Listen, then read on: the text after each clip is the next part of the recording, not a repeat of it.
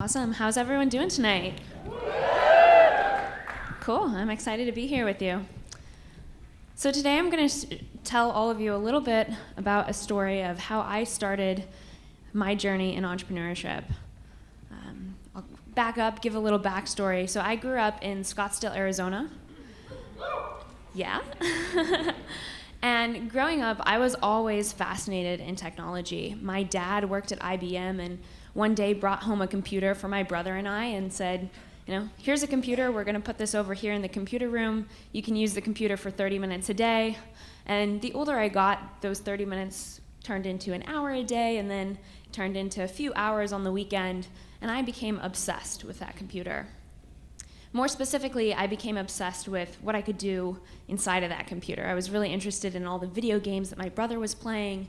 And then I said, why don't we go and create our own video game? So my brother, who's 2 years older than me, we would sit down on the weekend and we would learn how to code. And we would just go to Google, and I don't know if any of you remember w3schools.com, but it taught us what HTML was, what CSS was, what was JavaScript. We started just teaching ourselves little by little. Once I graduated from high school, my brother and I went to our parents and we said, we've been learning a lot about technology and we think that this whole coding thing is really, really cool. We want to take the summer in between my high school and first college year to go and start our own business. My dad came back, and my dad, again, being a very traditional guy who climbed the corporate ladder, said, if you kids want to go start a business, you need to move out of the house and learn how to be financially independent. So me at 18 years old was like, all right, I don't know how I'm going to do this, but I've got savings saved up from birthdays and from chores and all this other stuff. And my brother said, I've also got savings saved up from birthdays and chores and all this other stuff growing up.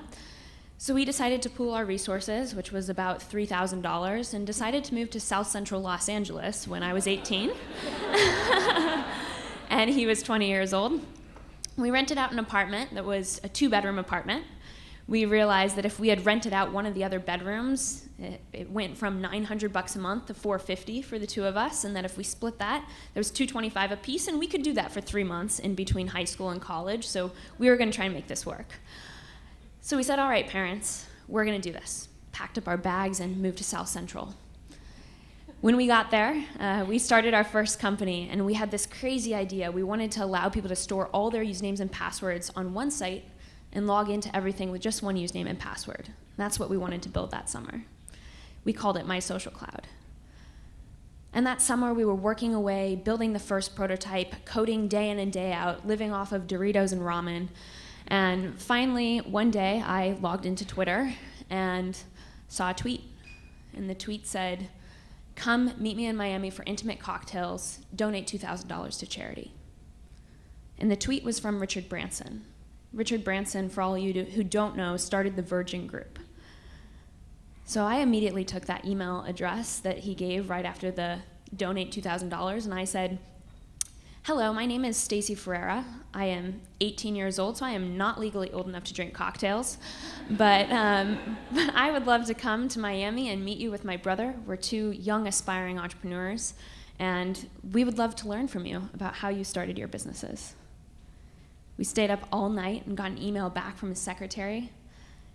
She said, yeah, if you two can donate $4,000 and be in Miami in 48 hours, then you can meet him. And I was sitting at my small little desk in the one bedroom that I had, and I was like, great, here's an opportunity. Too bad I don't have $4,000, but did the only thing that I could think of to do at the time, knowing that it is a once-in-a-lifetime opportunity, and I called my dad. And I said, hey, Dad, I know that you don't know what Twitter is, and I also know that $4,000 is a lot of money, but this is a once-in-a-lifetime opportunity to go meet Richard Branson. Can I please borrow $4,000 from you? My dad at this point probably thinks I'm crazy, but he came back on the other end of the phone and he said, Stacey, here's the deal. Write up a proposal for me. Why do you need the money? Where is this money going? And most importantly, what's your payment plan? How are you going to pay me back? So I write up this proposal for my dad and send it off over email. And I get a call back from him. And he says, all right, here's the plan. This is a lesson in money management. You can either take a $4,000 loan from me with the stipulation that you have to pay me back in 3 months before you step on college campus. You have to pay me back. Or you don't take the loan. And again, kind of running through the list of things in my brain of, what are all the things that I can sell if something doesn't come out of this? How am I going to pay this back? But I said, all right, this is, again, a once-in-a-lifetime opportunity. I have to do this. So borrowed the $4,000, got on a plane, and flew to Miami to meet Branson. Over the course of the next 2 nights, we got to spend a lot of time with Branson. Most importantly, the first night was a room of 18 people who had responded to the tweet. And all of us got to go around, talk about our business and what we were working on. Right after that, I went up to Branson and asked him if he could write down his personal email address on a piece of paper. And he did. He wrote down an email address and handed it to myself and my brother. My brother immediately took it from me and looked at it and kind of inspected it, and then he went over to Branson's secretary and said, is this really his email address? And she was like, yeah, that is, so keep it close. From there, my brother and I flew back to South Central LA. We finished up the prototype for my social cloud and then sent an email to Branson and said, here's what we've built so far. We'd love your advice on how you think we should take this to market. We got an email back from him shortly thereafter, and he said, this is great. I don't do a ton in technology. This was back in 2011. So he said, you should meet my friend, Jerry Murdoch, who runs Insight Venture Partners. A week later, Jerry got on a plane and flew out to LA to meet with my brother and I, and drilled us on our business, asked us hundreds of questions. What was the business model? How did we plan to monetize? How had we built the platform so far? What was the product roadmap? How did we plan to keep building it? What were we going to do about school? We were so young. We answered all of these questions. And after answering them, we went out to dinner that night. And Jerry said that he, Branson, and another investor, Alex Welch, would all invest $1.2 million in our business.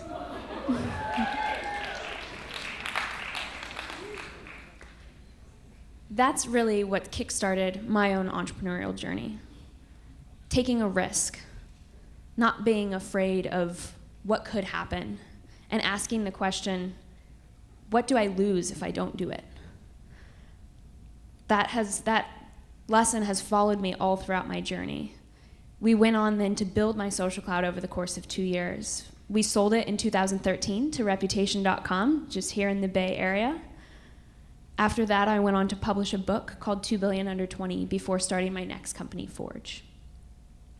The lesson that I want to leave all of you with today is it only takes one thing. Emailing one person who you might say, why would this person ever respond? Or even just looking at your Twitter feed. Or sometimes asking the big question, can I please loan money from you? Can I please borrow this? Saying yes, as opposed to saying no, has made all the difference in my life. So take those risks and say yes. Thanks.